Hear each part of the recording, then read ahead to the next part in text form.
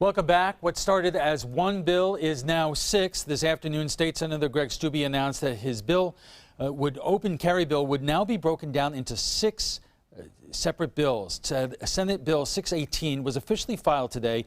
It authorizes those with concealed carry licenses to bring a weapon or a firearm into any part of an airport up to security checkpoints. 1.7 million Floridians have concealed carry permits, but would allowing them to bring firearms into airports make them more safe? And joining us now to talk about this issue is Kurt Lavarello, Executive Director of the School Safety Advocacy Council.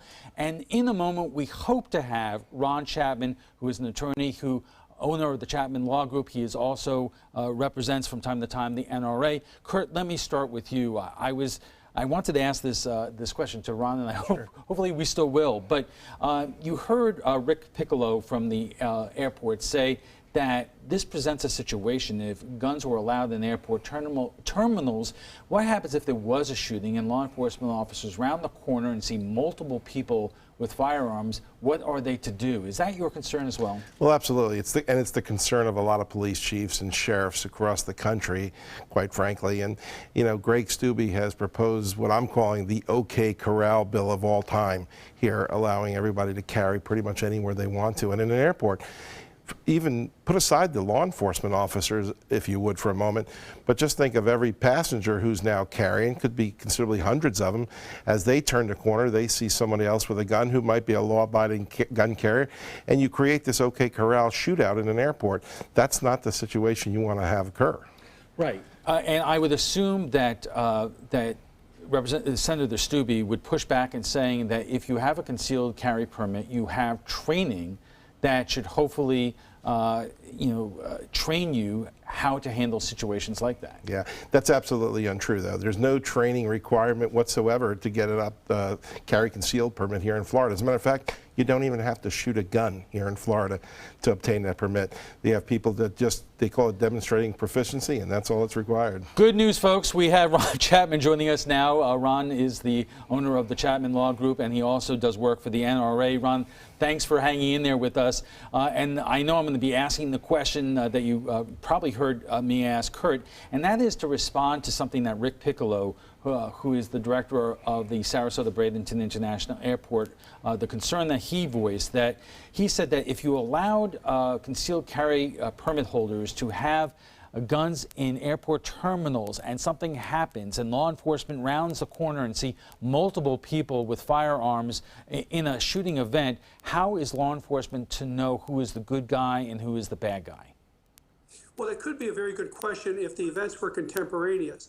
The problem is it takes the police 5 to 9 minutes to arrive at a scene. If you would have had the firearms in Fort Lauderdale, that scene would have been over with probably in minutes, and then the police would arrive 2-3 minutes later. So you wouldn't really have that opportunity or that confusion for the police as to who are the good guys or who are the bad guys. Also, police are used to coming onto scenes where there are multiple people, and they can ascertain very quickly who the good guys and the bad guys are. Again, this is a personal safety issue. It's fine to say the police will be there and prevent these, but generally the police aren't there, and it takes them 5 to 9 minutes to show up. Ron, but let me ask you this, because the sheriff down in Broward County says that his officers did respond very quickly to the scene, and that when talking about this open carry bill in airport terminals, he said, the sheriff says that would have made situations like what happened in Fort Lauderdale very, very difficult. Well, we don't really know because we don't have those opportunities, but there are many opportunities where civilians carrying firearms have gotten out and protected police officers when crime scenes were going on. There was just one report in another state where a police officer, bad guy was on top of him, beating him up, and passerby pulled over with his firearm and shot the bad guy. So these things do happen, but you are creating a scene that's sterile for the person that's carrying a firearm, the bad person. They come into a pure target shooting area, and that's what you had in Fort Lauderdale. We're saying prevent that. Ron, we're just going to take a pause right there. We're working on your video as we speak there. We are just getting started with our conversation on guns in airports coming up right after a check on our forecast with Bob, so stay with us. Welcome back. If you're just joining us, we're discussing a proposal by Sarasota State Senator Greg Steube to allow concealed carry of handguns in airport passenger terminals. Our guests tonight are Kurt Lavarello of the School Safety Advocacy Council and attorney Ron Chapman, who does work for the NRA. And Ron, I'm going to give Kurt a chance to respond to something you were saying, and then I want you to go back at it. You heard that what Ron was saying, that his take of the Fort Lauderdale shooting was that it happened so quickly that law enforcement did not respond to it, and there were not enough police officers there fast enough for them to do the job on their own. Well, you know, the thing with Fort Lauderdale International Airport is they have a very well-trained law enforcement group of people there with the sheriff's office. That's where I used to work in my law enforcement career. And there are over 120 officers just dedicated to that airport. And actually the incident was resolved within 30 to 35 seconds of it occurring. And those officers do more than just respond to eliminate the threat, but they're also looking for other threats, which the average citizen who would have a gun would not be doing. They're not assessing the situation for what further could happen. Those officers did. So, Ron, when we say we don't know what would have happened if there were civilians there with firearms, you know, it looks like the law enforcement did react as quickly as one could have hoped. So therefore, wouldn't it make it more chaotic if law enforcement was confronted with a number of different people with firearms? Well, I'd like to look at three scenarios. The first one is I don't know how fast they responded and whether they've done the great job that they could do, and I'm not disputing that the Sheriff Department did a great job.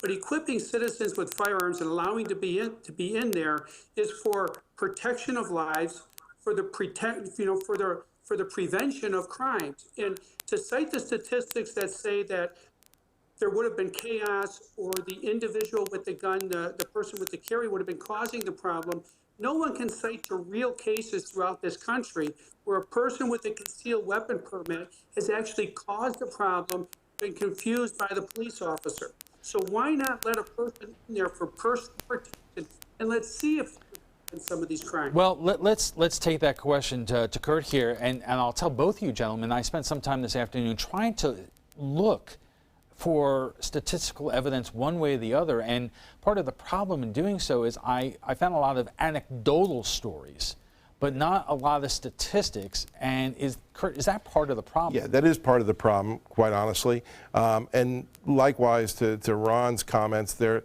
is absolutely no evidence to suggest that the more guns we bring into schools or airports or any of these places that Greg Steube is proposing are going to make it safe. As a matter of fact, just in the school argument alone, we've actually seen the opposite in some of the schools across the country with a lot of accidental shootings among teachers and things like that. So there's a lot of good of this anecdotal and news report stories that is not an effective method.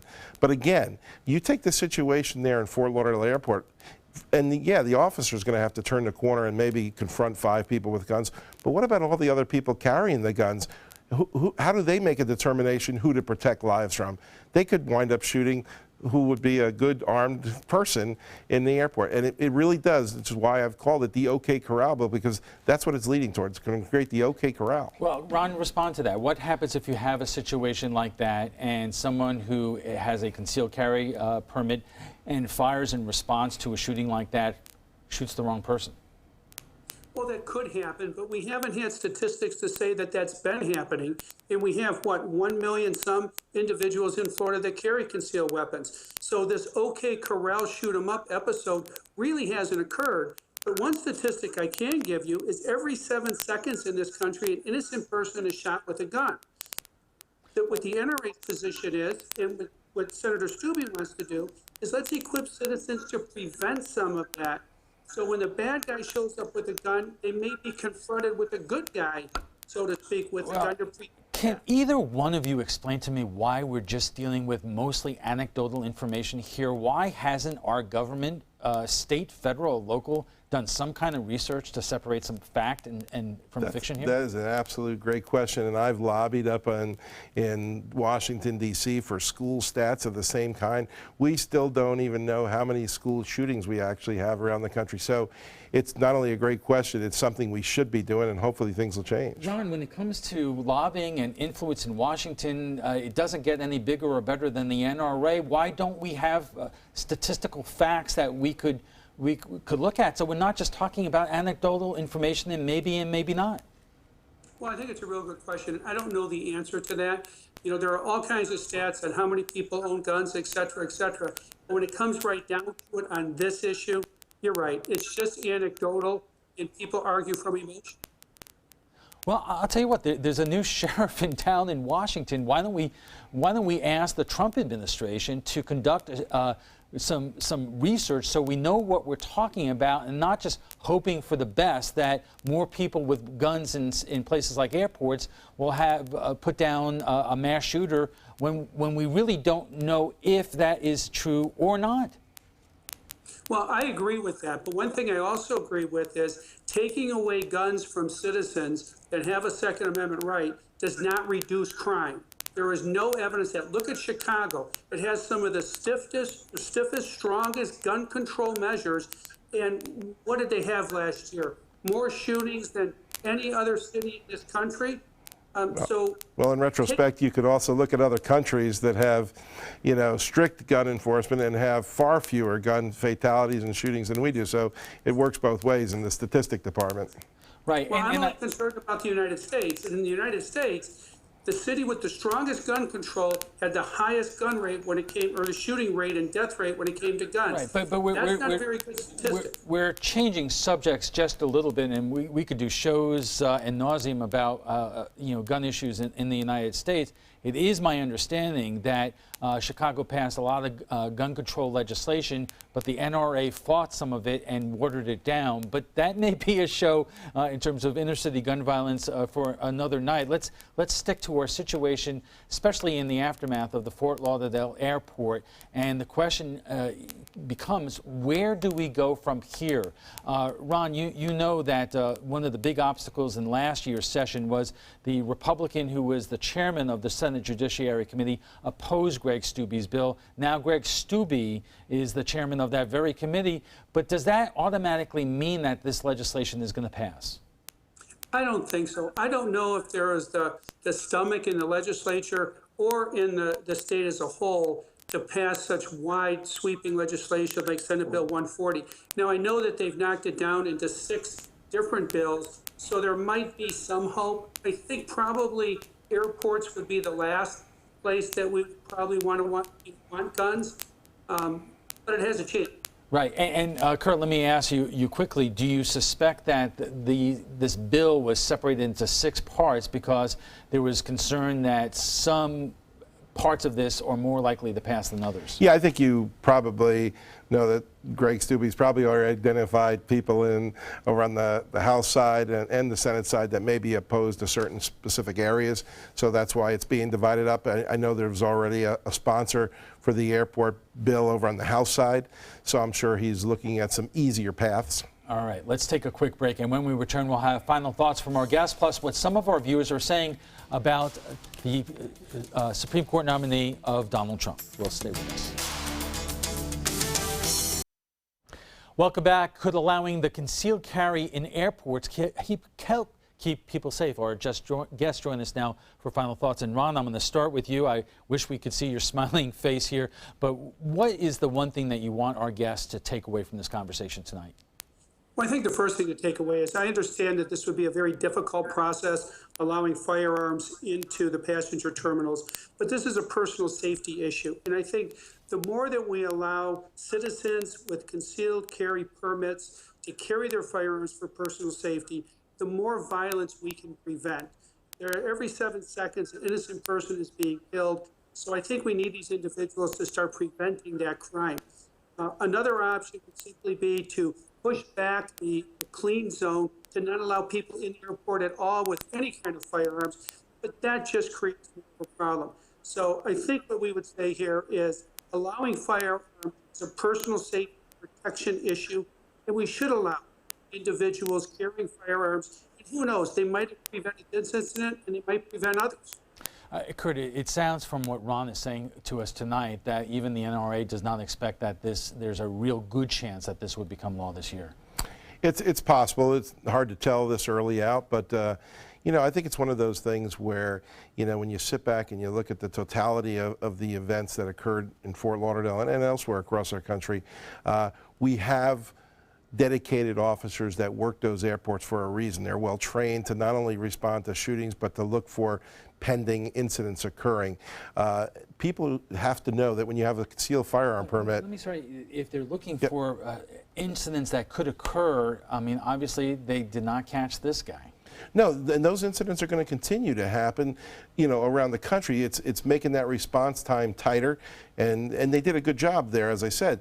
But again, I think it's important to know that when you have a concealed permit in the state of Florida, you're not trained to really do anything other than carry the gun. All right, we have to leave it there, but before we go, we want to share with you what some of our viewers are saying about President Trump's nominee for the U.S. Supreme Court. Last night, just after our broadcast, the president announced that Neil Gorsuch, a federal appellate judge from Colorado, will be his choice. The 49-year-old went to Oxford, Columbia, and Harvard. He has been criticized for his rulings in favor of business interests like the Hobby Lobby birth control decision. Here is what some of our viewers are saying about the pick. Kristen Copson writes, this is a good pick for conservatives, similar to Scalia, has a consistent track record. Joan Musimici, a Korea, writes, keep in mind a Supreme Court justice is supposed to be nonpartisan, not the puppet of Trump. And Kathy Hart writes, I would encourage everyone to look at his stance on issues we're facing on the national level. Not sure this is the right guy for the job. I agree both conservative and liberal views are needed for a balanced court. However, there is a fine line between justice and intolerance. Well, if you'd like to join the conversation about tonight's topic, just visit our Facebook page at facebook.com/news@7. And FYI, want to watch past Roundtable discussions? They're available on Apple TV, Amazon Fire, and Roku. Thanks to our guests for being here tonight. Kurt Lavarello is Executive Director of the School Safety Advocacy Council, and Ron Chapman is a Sarasota attorney and the owner of the Chapman Law Group. He also works for clients like the NRA.